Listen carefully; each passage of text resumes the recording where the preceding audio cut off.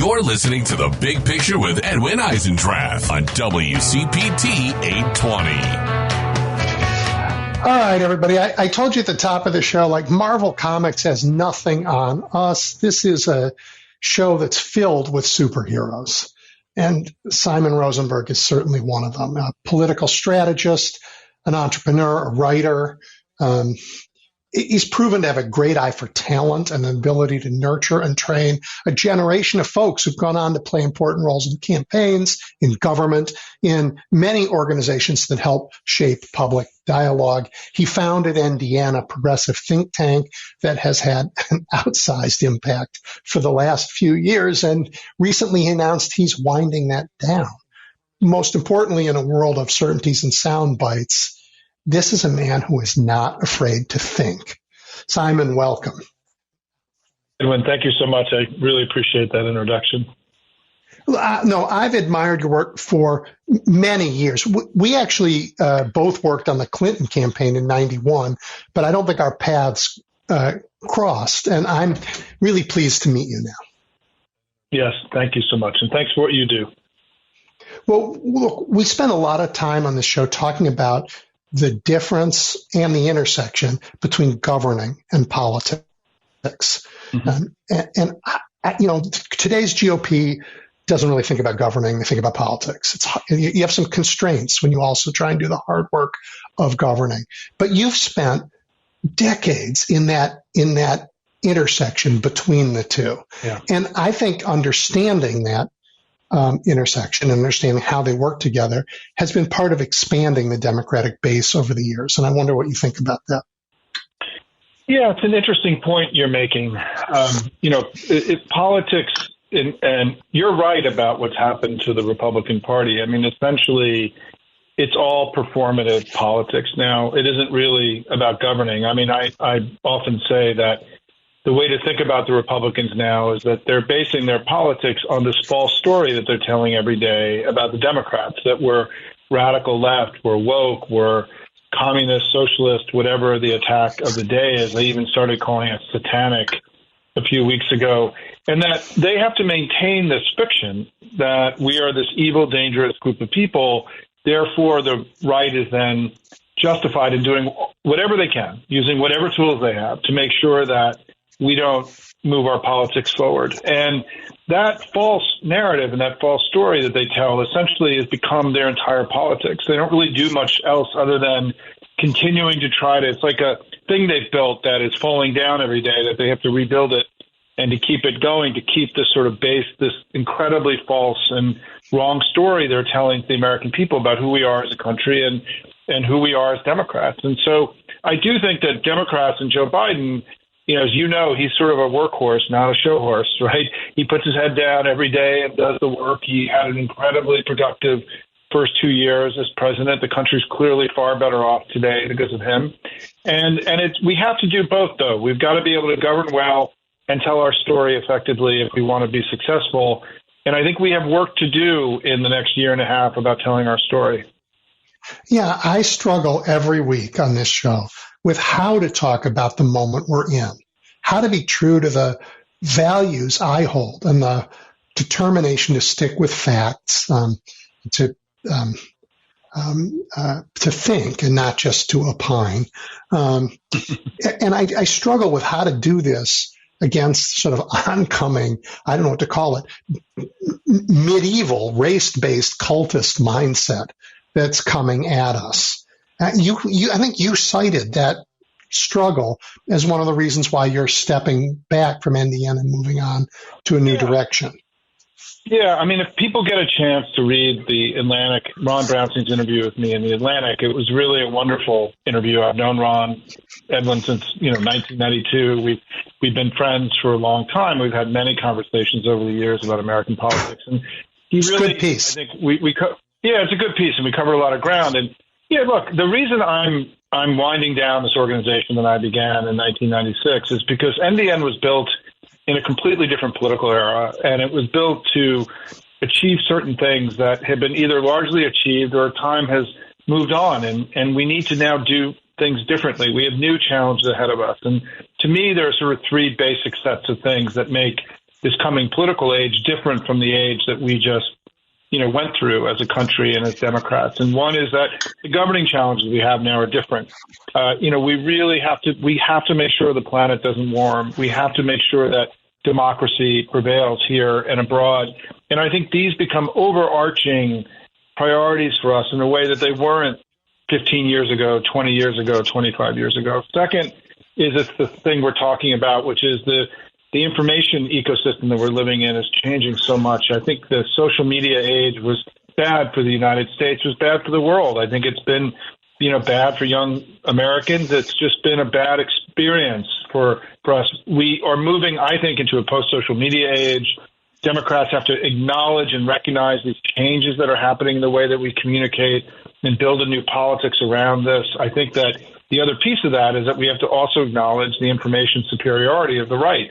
The Republicans are just much louder than we are, and they're not better than we are, but they're louder, and we have to get louder. And I know you had Tara McGowan on earlier, somebody who I've been working with quite a bit, who's, I think, one of the most important young leaders in building institutions that are going to help us get louder. And then the third piece is I think we still, domestically, our politics is changing. MAGA has changed everything, right? We're not in a Republican-Democratic debate anymore. We're up against extremists who are willing to lie, cheat, and steal to gain power. It's a serious matter, and I think that we have to organize our politics differently than we did before. So my organization that I built all those years ago just wasn't suited to do these things, and so I'm going to reorganize my work over the next few months, and I'm going to be launching a Substack this week, which is, if you don't know about it, it's a place where writers and thinkers go. It's going to be my primary home. NDN's been my primary home for 27 years. This new Substack I have is going to be my primary home, and so everyone can join me there if you can. What's it going to be called? And I think I don't know yet, and it's launching Tuesday. You can, if you follow me on Twitter, at Simon WDC, but also if you just search Simon Rosenberg, it will come up. And we're still working out all the final details. And I don't want to wink and nod one way or the other. We've got it's down to 2 names, and we'll see on Tuesday. I'm working on that this weekend. But anyway, the bottom line is, look, I think we're going through big changes, and I'm going to be organizing myself to sort of do these, to engage in these battles in a different way than I was before. They're so important. By the way, I write on Substack too, called "It's the Democracy, Stupid." But yeah, I like that. Yeah, the things that you mentioned, they're so important. They argue. We just passed the first round of a mayoral election in Chicago, and now there are 2 candidates, and they are the most edgy, the most left and the most right are the 2 that survived to where we are. And I'm not going to make any friends in Chicago by telling my fellow Democrats that this is not the battle between good and evil, that there actually is, one in the country, and it isn't this. That the things that you're talking about, saving the democracy, paying attention to the things we need to do on climate change, and they're related because of the corruption of money in our democracy, and so much of it is fossil fuel based. That we really have to stay focused on the most important issues for the next few years and not allow ourselves to be dragged into our usual small fights. It's not just small fights, Edwin. I think that, first of all, yes. I mean, part of what my role has been for a long time is to say, hey, there are these things that we have to do. There are a lot of things we can do, but there are a few things that we have to do.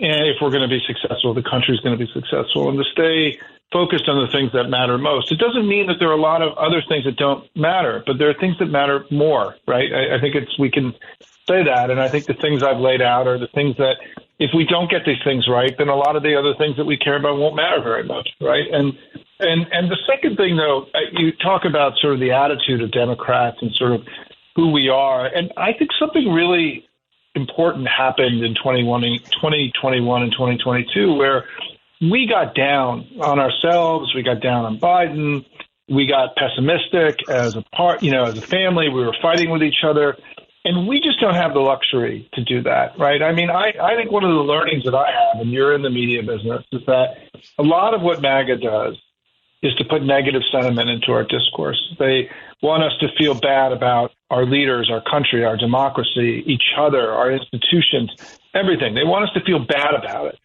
And I think that part of the way we're going to defeat MAGA is that we have to become more conscious about putting positive sentiment into the discourse, telling the good stories about the greatness of this country and the great things that we still can do, to not allow their negative sentiment and their talking down America to dominate our discourse. If they talk it down, we got to talk it up, right? We need to spend more time putting positive sentiment into our discourse. And we can't be sort of perpetually disappointed, perpetually angry and frustrated that the perfect thing that we all wanted didn't happen. It's just not the nature of our business, right? And I think we got too caught up a little bit in the last couple of years about the perfect and not the good. And we have to be careful to not allow that to happen again, because that's when they win, right? When we get down on ourselves and lose faith in ourselves and lose faith in our country is when they're going to defeat us. And if we lose at this point, right, losing means that, we may not have the same democracy that we all want to have. And so the stakes in these things that we're talking about are very high. And I just want to say that I am very grateful to be a Democrat. I'm very grateful to be living here in the United States. We are the greatest country in the world. We're the best political party America's ever produced. There's a lot we should be celebrating, and we have to get more comfortable about doing that as Democrats, I think, if we're going to be more successful than we are now. Yeah, the fight, in the most remarkable Congress since the 1960s, for sure, the 117th Congress, they got such stuff done. But for a year, there was a very public fight about what that would be, and it was damaging, really damaging to us. And it was self-indulgent, and it was self-indulgent to some degree as well. I mean, I think it is. We can debate, we can disagree without being disagreeable. We can't fight, right? Like, we have to debate, we have to argue, it can't become fighting, right? Because when the center left splits is when far right parties are successful. And we know this from history. We know this from what's happening around the world right now. Yeah. I mean, the new government in Italy only got 25% of the vote, in general, or I think it was 25%. So we've got to stick together, as hard as that is sometimes. Is that we have to be very conscious about sticking together. Yeah, go ahead. Yeah, I'm optimistic about this, and I think you are part of why. I mean, I just think about what happened since Donald Trump was elected, since that enormous women's march all over the country. We've seen wonderful organizations, whether it's Tara McGowan's Courier Newsroom or Demcast, to get ideas out, or Swing Left. I mean, there are dozens and dozens of organizations and revitalized Democratic Party organizations around the country that have given such on-ramps to Americans to get back involved in civic life. And when they get back involved, it turns out they get involved in their local communities, because that's where this takes place. And it's a rebuilding of the fabric of our civic life that I see going on precisely because of the MAGA threat that makes me an optimist. Well, listen, I think this is really important about what you're saying, and I don't think there's nearly enough attention to it being given to it, which is that during the combination of Hillary's loss and Trump's rise and the growth of MAGA and then COVID happening, there's been a new era of activism in the Democratic Party. Our campaigns are raising 3, 4, 5 times more money than they were raising, 10 years ago. The number, people, as you know, I'm sure you have friends, right? You can live in Illinois and still text and make phone calls into Michigan and Wisconsin, into battleground states. Everybody I know. Yep. Everybody you know is doing it, right? This has become a phenomenon. And what we've had is that we now have the most powerful muscular grassroots that I think we've ever had since I've been in this business in 30 years doing this. Millions of people are getting up every day, thinking of themselves as activists. They're attending Zooms with, I do all these Zooms with groups all over the country. Hundreds of people come. You can now make dinner and participate in a Zoom with a senator or a congressman. Zoom has been a very powerful thing because it's allowed these communities to grow. I mean, some of these were book groups that then just got 20 of their friends, and they got 20 of their friends, and they've grown into these things with thousands of people who are raising. I spoke to a group in Massachusetts that's raised $15 million over the last 3 elections for Democratic candidates. Hundreds of people, they interview candidates, they're very deliberate about what they do. This kind of very de Tocquevillian kind of, local bottom-up organizations that have happened, which have been enabled by Demcast and Swing Left and Indivisible, has really made us strong and muscular and powerful. And it's something that I just don't think is getting nearly enough attention. And it's one of the reasons we did so well in the election, right, is that, where we were able to, in the battleground states where we ran these big campaigns because of all the passion of our proud patriots giving all this money. We had people texting in, right, from Illinois, right, into the battleground, right, writing their postcards. We actually did better in 2022 in most of the major battleground states than we did in 2020. That's an incredible achievement. But the lesson, the admonition is where we didn't have these big campaigns, we fell back. And it's why New York and California, a lot of New York, California, Texas, and Florida. And part of what I'm talking about now is that we not only have to celebrate and acknowledge and understand how important it is to have these big campaigns, but we need to now become information warriors. We need to be involved in the daily debate every day, get louder as a family, because they still are louder than we are. And I think we're going to sort of cut into their loudness in 2 ways, right? One is through organizations like Terra's, and Resolute Square and Midas Touch, and you, Edwin, for what you're doing. We have, people who are out there institutionally moving us forward. But I think private citizens can do more too. I mean, I'd like to think of the War Room, back when we met all those years ago. I'd like to think of the War Room not as 20 sweaty kids drinking Red Bulls, but 4 million people getting up every day, pushing messages through their networks, being networked and amplified, and being loud together. And I think it's something we can all do in our daily lives. You want to be loud. You don't want to be annoying, right? Don't want to be annoying, but we can all be loud. And I think together, we can cut into some of those advantages that Republicans have. That's a really important point. And it goes to, in the end, this sense that we can't wait for the refs. We have to do it ourselves. People have said, I see something going on. It's not right. Somebody's going to come and tell them they're wrong, and it'll be okay. And nobody's going to come and tell them they're wrong. We have to do it ourselves. That's what a democracy is. And I think people are waking up to that. And I can't wait to see what you do on Substack. It will be part of that huge effort to give everybody the information they need to share, to make part of their networks, to, as you say, be loud. Yeah, listen, I think with the ending of what Twitter was, whatever Twitter becomes, we're in a period where there's got to be incredible experimentation in the way that we communicate and the way that we tell our story. I think the media around us is changing. I mean, groups like Midas Touch, Midas Touch now, which is a group that was just founded a few years ago, 3 brothers in Los Angeles, they're now getting as many views on the internet every day as MSNBC and CNN. I mean, they've become a major media property in just a few years. And I think, again, the combination of Zoom, which has moved a lot of our politics to video, into audio and video, right? We've seen a huge increase in podcasts.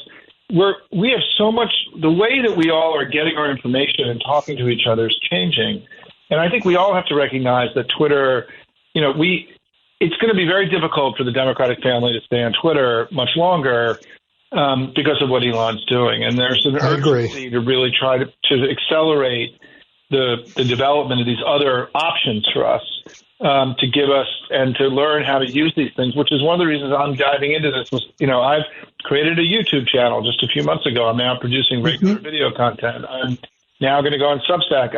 I working for a 501c4 organization was very limiting in terms of what I could talk about and what I could do. I needed to be able to operate differently, and that's what I'm doing now with my own career. So I'm fascinated, and I can't wait to see this next step of yours. I want to go back to an old part of your life, an older part of life, and talk about just why it's so important that you've done what you've done. For a year leading up to the midterms, Tom Bonnier came on my show with some regularity, and we would talk about the data and what it means. And I would wonder whether the upcoming election would differ from every other, because it wasn't just a referendum on the incumbent, but it seemed like a referendum on the revanchist right. And then Dobbs happened, right? And Tom often came on and talked about your work, and tried to tell everybody that the red wave was BS. But I mean, this is why I raise it, because even though it was BS, and you guys pointed that out, Democrats still took it seriously enough to move resources to places they didn't need to move them, and it may have cost us, the worst senator in the United States, Ron Johnson. Right? I think you and I agree that Ron Johnson is the worst senator in the United States. So I appreciate that even being voiced today. Listen, I think the red wave, the story of the red wave, and Tom and I, were partners in this effort last year. Was really a kind of an amazing thing that happened. I mean, just as you pointed out, as thinking people, essentially the entire national media got the election wrong, and they didn't just get it wrong. The red wave was the opposite of what happened in the election. It wasn't just a miss. Just the red wave meant high Republican intensity and low Democratic intensity. And frankly, what happened was sort of the opposite of that, right? Which is that we outperformed expectations and they underperformed expectations. So this wasn't a small thing that happened. It was a big thing that happened. And it gets to this part of the story that I'm trying to tell, that I do think we're going through a change in the way that information moves, the way that we communicate with each other. I don't exactly know how this all is going to go. I feel like we're in a period of transition, but the legacy media, as it's called, really had their worst election performance ever in 2022. And there's been virtually no self-reflection about it. There's been no discussion about, well, what did we learn? How do we make sure we don't make those mistakes again? The New York Times, to their credit, did do this big investigative piece about the red wave and what happened to the red wave, because I think they felt they'd been burned in some of their own reporting, by Republicans who had, told them, falsehoods. I mean, one of the things I kept telling reporters during this battle with the red wave was that, they just spent the last 2 years lying about the last election. Why don't you think they could be lying about this one? Right. And that the notion that why are you taking anything they're telling you at face value? Right. And this isn't the same Republican Party that you were covering 20 years ago.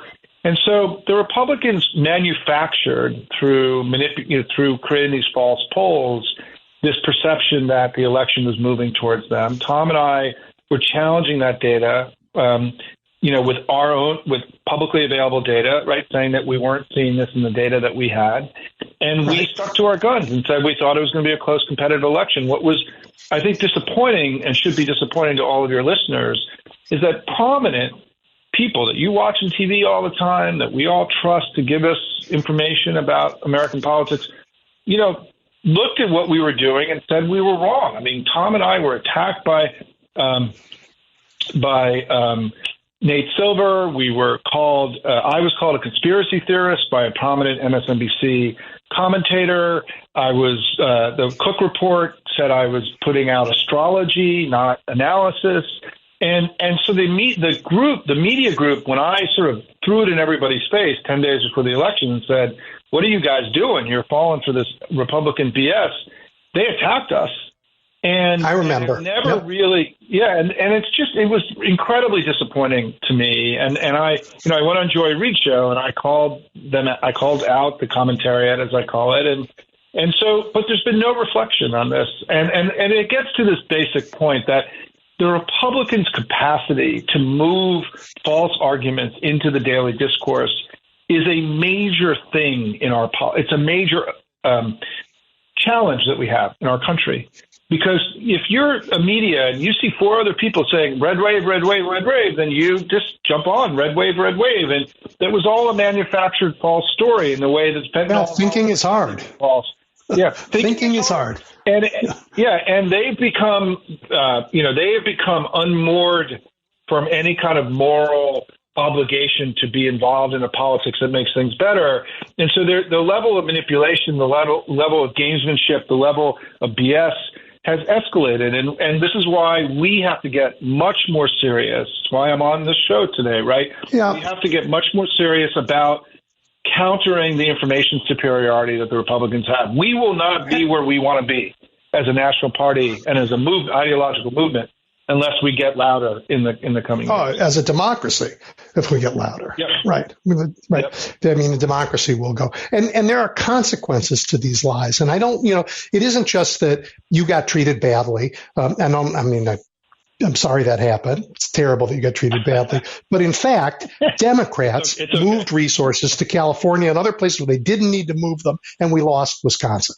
Right? I mean, there are actual consequences to that lie that made a difference in our electoral politics. There's no question. The TCCC believes that we lost the House because of this. Because what happened was that there were national donors that they were counting on to put money in at the end of the election who passed and put money in other places. And we only lost the House by 5 seats, a few thousand votes and 5 seats. Yep. And so I think it really was consequential. There's no question about it. Yeah. Well, all right. So saving democracy, big concern. We've spent almost all our time about that. Do you want to, in the minute you have left, talk about your thinking about climate change? Well, let me just close with this, if we got a minute. I want to just come back to this idea that we have more power than we understand, that we have more agency than we're led to believe, that all of you who are listening today are acting like big citizens for even listening to this show. But I need you to not only do the texting and the phone calls and the money that you're raising. We need to become information warriors together. We need to get louder. This is a huge, urgent priority, and for all of us. And Edwin, that's what you're doing with this show, right? Like you're just doing it in the real world. Yep. And stay connected and spread. I try to release a lot of what I release in old NDN and now my new world is I try to provide daily information that people can use to be, better at making arguments for advancing our politics. And so develop resources, pick an issue, become expert in it, right? Engage in the discourse. It really matters.